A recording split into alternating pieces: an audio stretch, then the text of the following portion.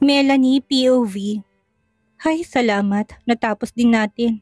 Akalain mo yon, 1 month pa ang due nitong project natin pero tapos na natin. Wika ako na pinapasadahan ng tingin ang blueprint. Nakatatapos lang namin gawin ni Resi. Buong araw ba naman natin gawin to? Ewan ko na lang. Wika ni Resi na proud sa sarili. Worth it talaga kaysa makigulo sa activities nila dyan sa labas. Dugtong ko pa. Kasalukuyang may nagaganap na art festival sa loob ng university kaya wala kaming klase ngayon.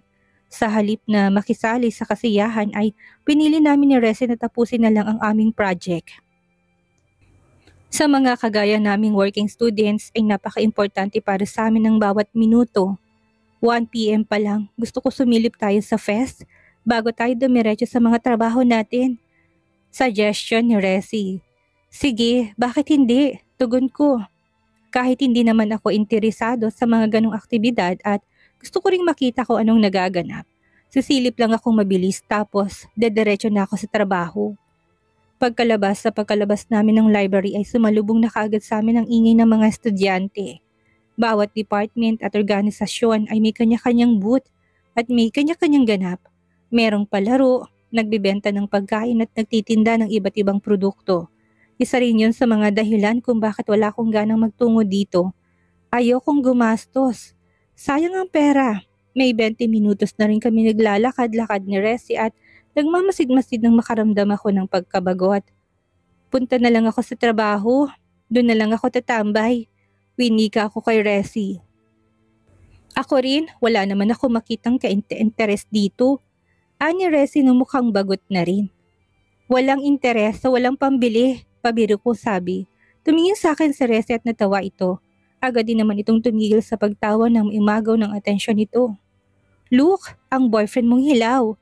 Nito na nakatingin sa bandang kanan namin. Sinundan ko ang direksyon na kanyang tinitingnan at natanaw ko si Noel. Mukhang kasamang dream girl niya, ani Resi. Magkasama si Noel at si Laika. Napakaputi at napakaganda ni Laika. Para itong anghel na bumaba ng lupa. Napakasosyal din ang dating kahit simple jeans at blouse lang ang suot. Hindi na nakapagtataka kung bakit na in love. Dito si Noel na ngayon na hindi maitatago ang kasiyahan sa muka na kasamang babaeng tinatangi. Bagay na bagay talaga sila sa isip ko. Susugurin ba natin dahil may kinakatagpong ibang babae? Pabulong na sinabi ni Resi. Sira ka talaga, hayaan mo siyang pumorma, huwag kang basag. Natatawang tugon ko. Nilingon kong muli si Noel at Laika. Kaya naman pala hindi nagte-text si Noel sa akin. 1 week na kami nagpapanggap at bandang 12 noon ay magte-text ito kung ihahatid niya ako o hindi. Kaya naman pala mag-aalas 2 na ay wala pa rin ako natatanggap na mensahe mula sa kanya. Tara na, yaya ni Resi. Melanie, narinig ko may tumawag sa pangalan ko. Sabay kami napalingon ni Resi nang sumigaw. Nakita ko si John Rhee. Isa sa mga kaklase ko sa physics na nagpapa-tutor sa akin paminsan-minsan. Isa yun sa mga sideline ko. Nakapwesto to sa likod ni Noel kaya naman narinig din niya yun at napalingon to sa akin. Ayaw ko makaabala sa kanya dahil alam kong pumuporma to sa dalaga kaya kunwari na lang ay hindi ko siya napansin. Mabilis na nakalapit sa amin si January. Inabot ito sa akin ng isang notebook. Salamat dito ha. Nang isang araw ko pa sana ibibigay sa'yo yan. Kaso, ilang araw naman akong absent. Total, dala ko naman kaya ibabalik ko na sa'yo. Baka maiwala ko pa. Anito, kinuha ko na sa kanya ang aking notebook. Salamat, nakangiting sabi nito na nakatitig sa aking muka. Palihim akong siniko ni Resi. Alam ko kung anong tumatakbo sa isipan nito. Palagi kasi niya akong tinutokso kay January. Gusto lang daw nitong pumorma kaya nagpapatutor sa akin. Hindi ko naman yan pinansin dahil ang habol ko lang dito ay ang perang ibabayad nito. Tumikim si January bago nagsalita. Pwede ba kitang hiyain siya? Melanie. Boses ni Noel. Sabay-sabay kami napalingon sa kanya. Napansin ko kaagad kung paano niya ako tinawag. Tinatawag niya lang akong Melanie kapag kaming dalawa lang pero kapag may ibang estudyanteng nakakarinig ay wifey kung tawagin niya ako. Palibhasa'y katabi nito si Laika ngayon kaya siguro ganun ang sinabi nito. Mabilis na nakalapit sa amin si Noel at hinawakan niya kaagad ang kamay ko. Hindi nakawala sa aking paningin ang palihim na pagsulyap ni Laika sa aming mga kamay.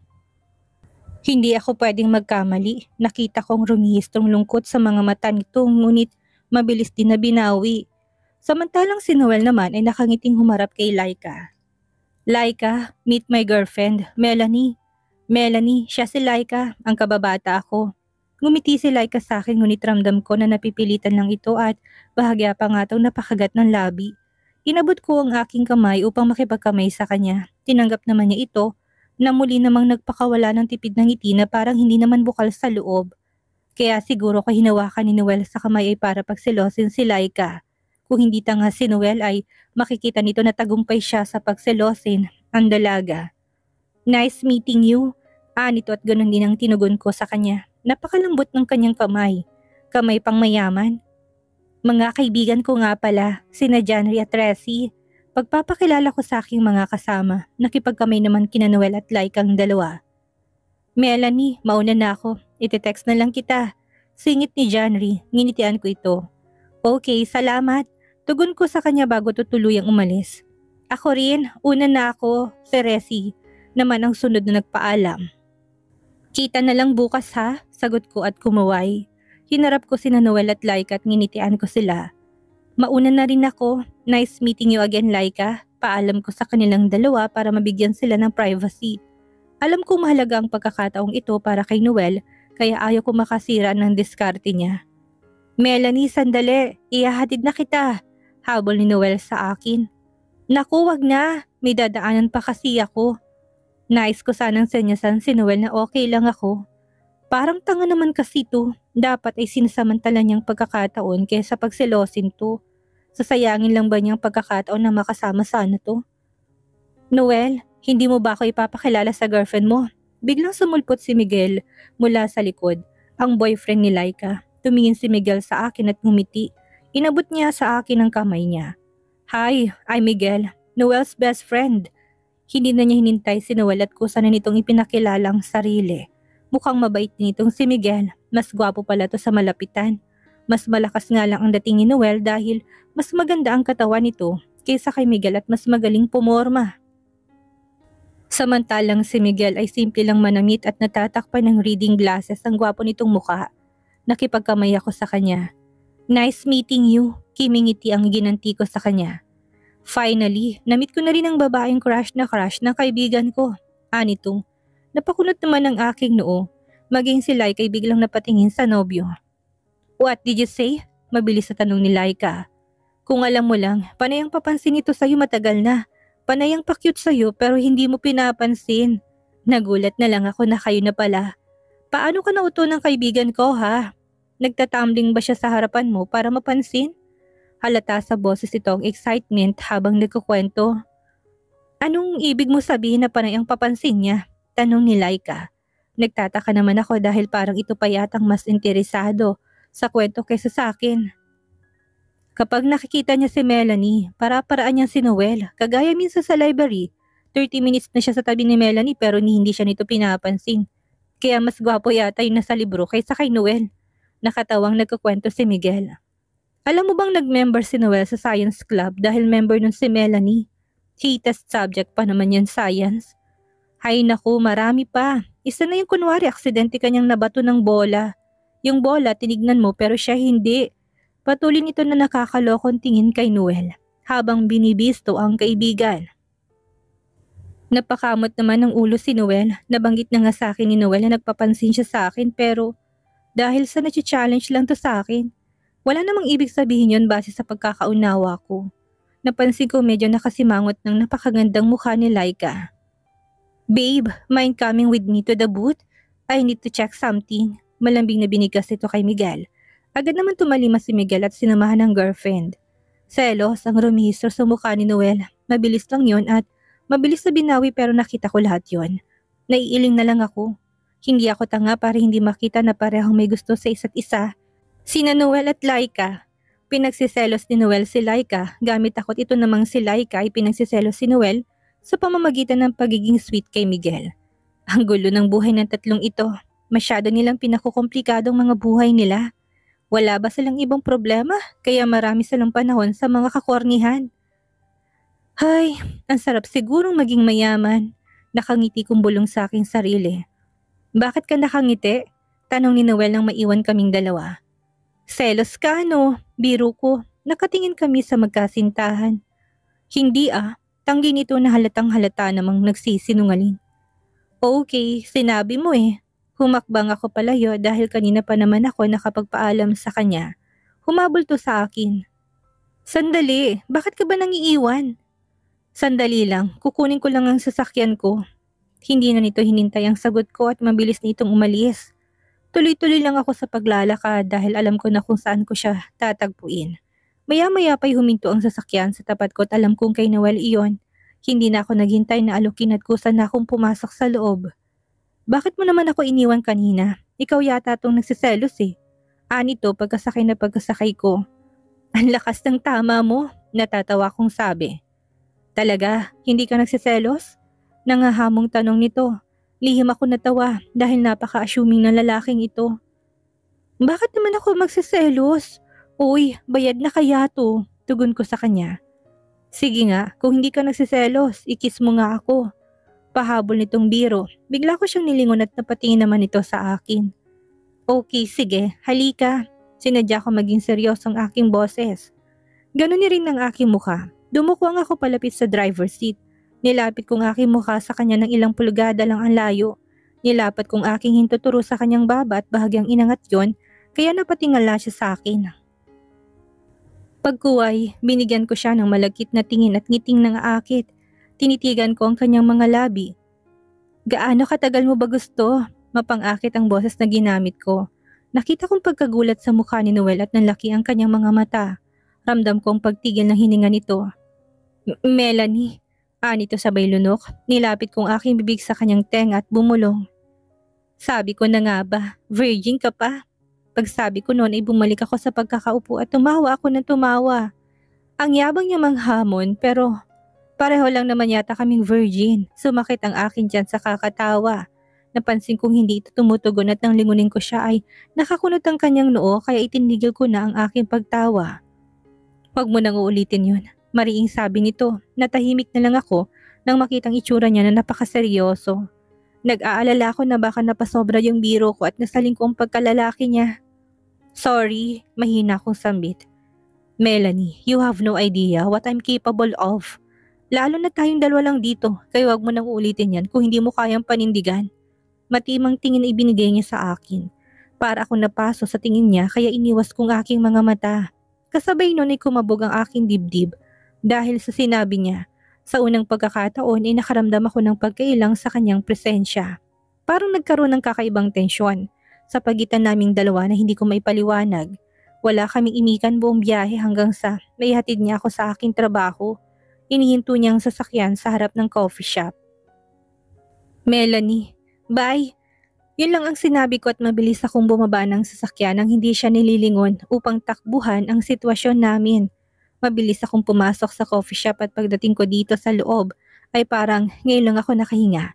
Sapu-sapu ko ang aking dibdib na walang tigil sa pagtambol. Muli ako napalingon sa labas at nakita kong naroon pa rin ang sasakyan ni Noel na hindi naman ito normal na ginagawa. Dapat kanina pa ito nakaalis.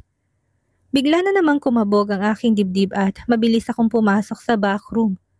From Noel. Hi Melanie, ihahatid kita mamaya. See you soon. Kanina ko pa tinitingnan ng screen ng aking cellphone. Normal na text lang naman ito mula kay Noel pero kanina pa ako hindi mapakali.